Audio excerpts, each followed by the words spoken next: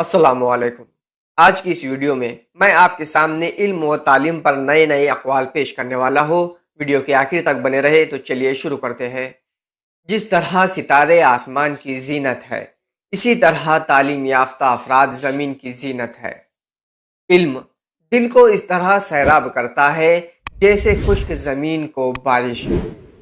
علم ایک ایسی روشنی ہے جو کسی بھٹکے ہوئے انسان کی رہنمائی کرتی ہے۔ علم ایک ایسا چراغ ہے جس سے بے شمار چراغ روشن کیے جاتے ہیں۔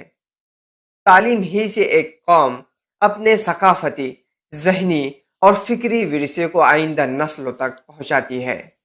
علم ایک پودا ہے جسے دل و دماغ کی سرزمین میں لگانے سے عقل کے پھل لگتے ہیں۔ کسی بھی قوم اور ملک کی ترقی کا دار و مدار تعلیم پر ہے، جس کے بغیر قومیں ترقی نہیں کر سکتی۔